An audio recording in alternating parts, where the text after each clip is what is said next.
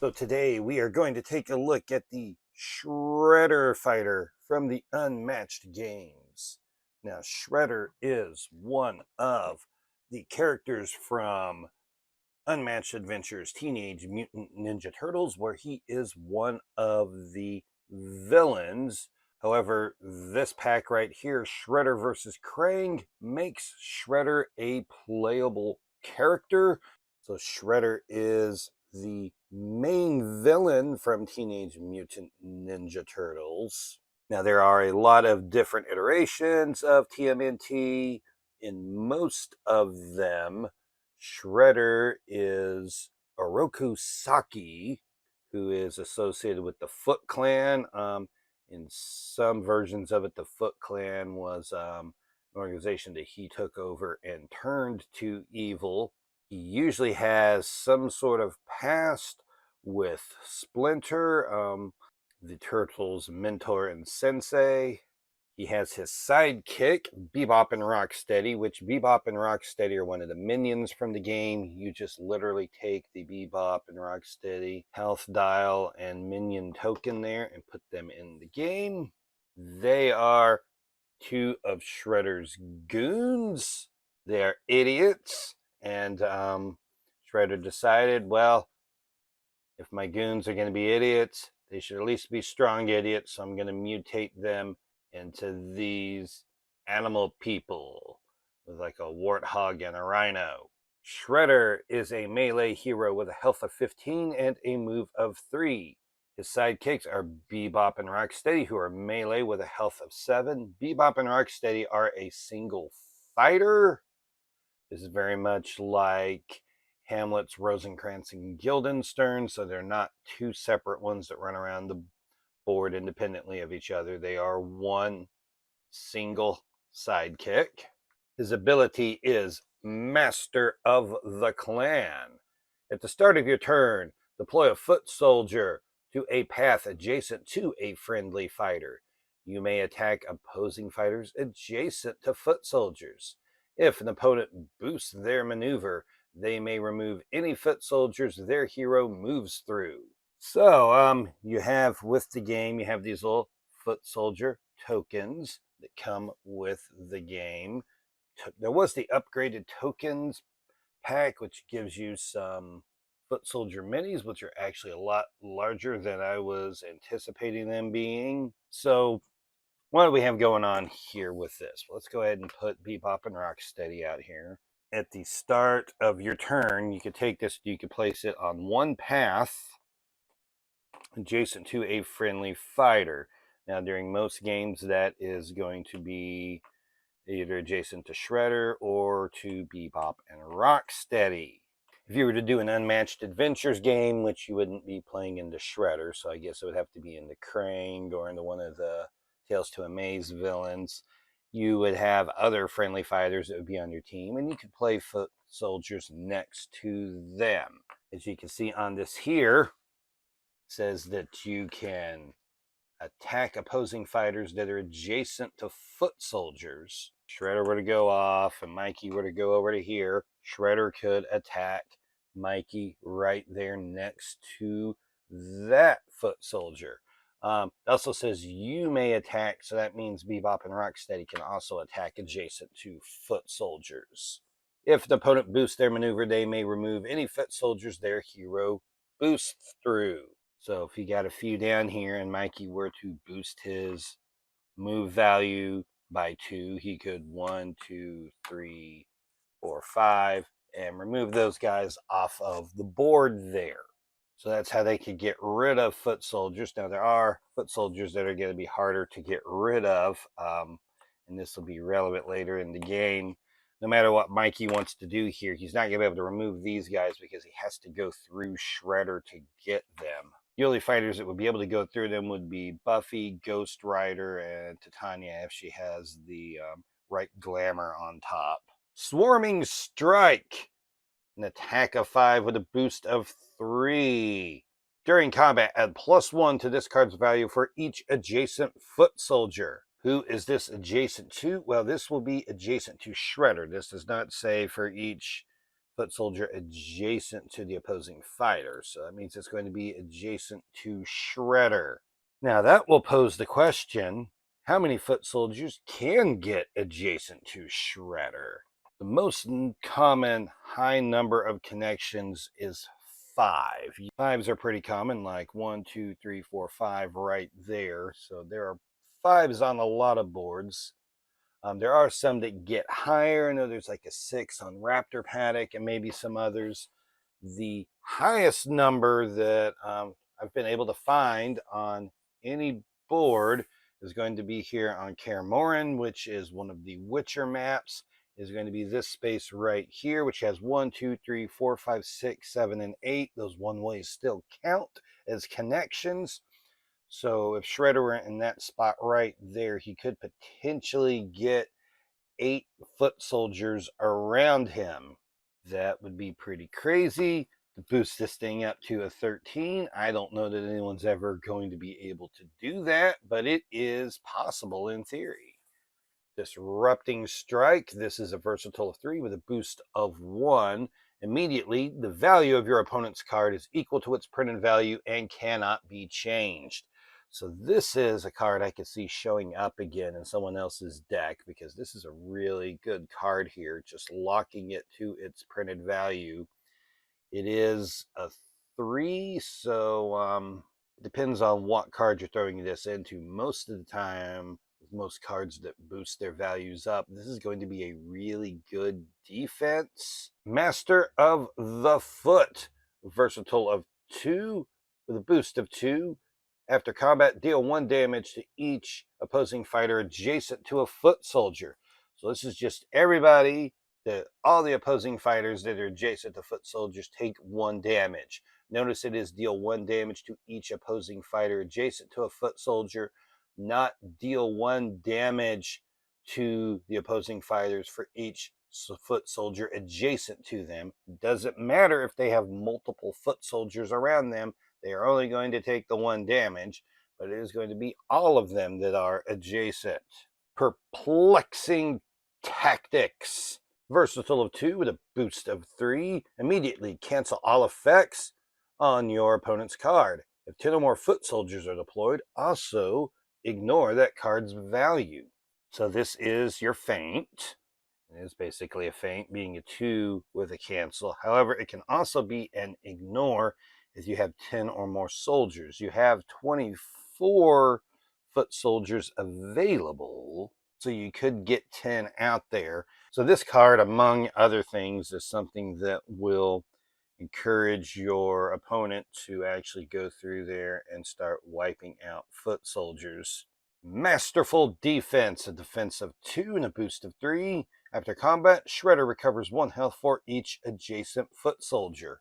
So talking about what we were earlier, getting on spaces with 4 connections around you or 5 connections, those can be found all the way up to an 8 on Kaer Morhen, which that would be really hard to pull off. Even pulling the 4 or 5 off can be a bit difficult. So could potentially heal up 4 or 5. That would be really good. This is a 2 defense, which means Shredder's probably taking some damage on it. So a lot of that healing is just going to be countering the damage that you took there. All according to plan. Defense of 3 with a boost of 2. After combat, your opponent gains 1 action. What? Yeah, your opponent gains an action. At the end of this turn, if they didn't play a scheme, they discard 2 cards. Okay, what? So yeah, you're going to give them an extra turn, but it's like, you better have played a scheme, because if you didn't, you're discarding cards. That's crazy. That might make them have to play a scheme kind of suboptimally when they wouldn't really want to, because there are schemes that do a lot of different things.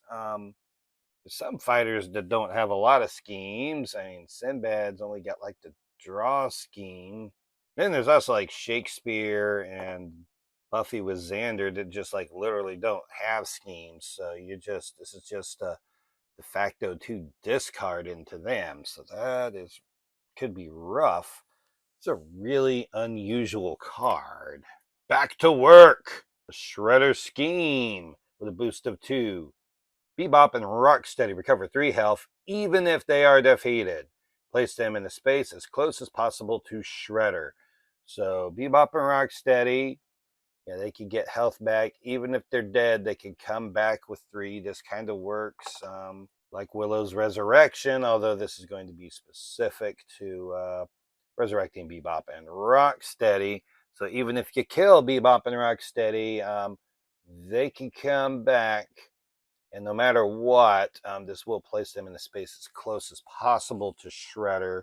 Obedient Subjects, which is the foil card, has a boost of 3. Gain 1 action for each foot soldier adjacent to Shredder.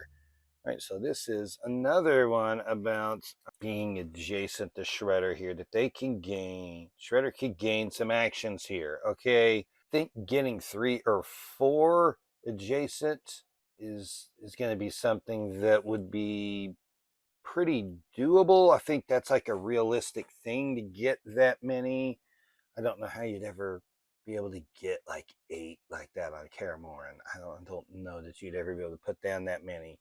But I think you could get 3 or 4 actions. Maybe if you're just really fortunate, you could get 5 or 6 and then just like have like this monster turn where you're gaining like all these actions. If you gain a bunch of actions like this, I would recommend using some of your foot soldier tokens that aren't on the board, those little action tokens, and just set them out so you can keep track of how many actions you've spent on the turn, because yeah, it gets a little crazy. We'll talk about one particular type of play that could potentially happen a little bit later after we look at the cards. Go into Bebop and Rocksteady Gruff Escort.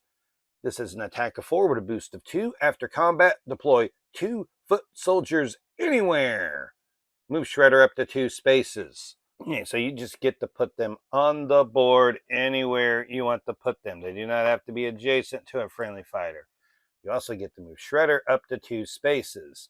Well, this is a way that you can drop a couple of these down on the space that you want, and then if you have Shredder nearby, you can move him to that space there by them and just go ahead and get a couple of them there next to Shredder. That will help you with some of your effects that you have down there. Gang up, an attack of 3, the boost of 2. During combat, if the opposing fighter is adjacent to 2 or more foot soldiers, this card value is 6 instead. So this one cares about being adjacent to the opposing fighter. 6 attack is great. And remember, you could be attacking them if they've got 2 or more foot soldiers adjacent to them. You don't even need Bebop and Rocksteady next to them. You can just attack them from wherever. Think hard. Oh man, just thematically, I love this card because these are some idiots here. Okay, so it's hard for these guys to think. Okay, I mean it's really hard. Versatile of 3 with a boost of 2. After combat, draw 1 card for each foot soldier adjacent to the opposing fighter. We see Bebop and Rocksteady caring about having foot soldiers adjacent to the opposing fighter because that's like 2 of theirs that have things to do with that. And it's a good way for you to draw cards. On defense, this could be good because, defensive draw is really good. Going into the innings, we're going to have a couple of cards here that come from other fighters' decks. This is Savagery, which this is a card that you have seen in Bigfoot's deck. This is an innie with a boost of 2, an attack of 4.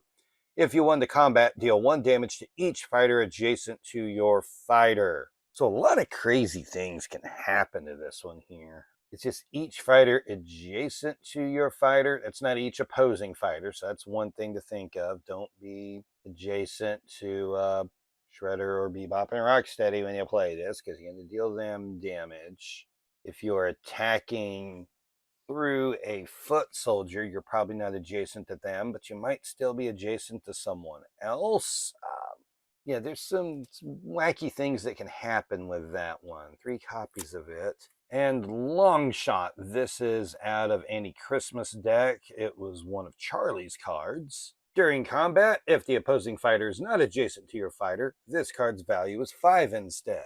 So obviously the way that you're thinking of using this is attacking through a foot soldier, where you could make this a 5. It's also good as a defense against ranged fighters, because this suddenly becomes a 5 defense if you are being attacked from range. But it is mainly there for attacking through foot soldiers. Okay, so let's go ahead and talk about something that I kind of alluded to earlier, and that is a gameplay style that we're going to see, and we'll have to see with Shredder if this is something that people can pull off or not. Shredder just sits in a spot there, okay?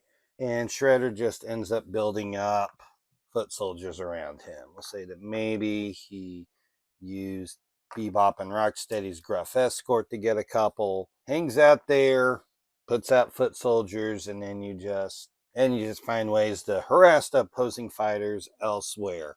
As I stated earlier, most fighters cannot clear these out if they're adjacent to someone. Shredder's just going to stay there, and you can't go through him to clear these out. So if you can just camp out, you can suddenly get things like obedient subjects to like really ramp up to a lot. This thing here that's a defense of 2, okay, you're going to take some damage from it, but you're also going to be gaining like 5 health on it afterwards. That starts turning into a 10. Now the question is, can Shredder just camp out and do this? And well, that is the question there. So we've got all of Shredder's defenses right here. You see that none of them are really particularly high. Long shot could be a 5 if you were attacked from range. Most of the time you're wanting to use that as an attack, though. Most of the time that's still just going to be a 3. Does have perplexing tactics, which can cancel, but it's got to have 10 on the board. It's going to be a little hard for you to build up 10. So I don't know if you could do that. Disrupting strike can stop a lot of stuff. I mean, the ones that just like change values and things, this is very good against. It's really good against anyone with like floating modifiers, your Alice's, or Donatello when he's got his when he has his inventions in play. It stops, just straight out stops a lot of those, but it's not good against something like just a big number like a log or something. This one can heal, which can do a lot for you there, but you got to have a lot of foot soldiers adjacent. If you don't get all of them adjacent, if you're like building on it, you're not really getting that much there. And master of the foot, not according to plan, or 2s and 3s, so not a lot. He's got like 14 defenses total. These you really don't want to use, so it's really like 11 practical ones that you'd want to use. And some of them you really got to build up foot soldiers before they are useful. I think if Shredder just tries to do this camp out thing, that you should be able to just jump in there and just start going after him pretty hard to try to hit him a lot and pressure him while he's camping out, trying to build up the soldiers. Now, one thing that a lot of fighters can do is anyone that has effects that can move the opposing fighter, you can get him off of it and then be able to go through there and boost through. Someone that does that really well is Leonardo with his special ability that he can just push Shredder out of there and then just boost through and clean these out. And it's going to make it a lot harder for Shredder to try to just do this camp out around foot soldiers things.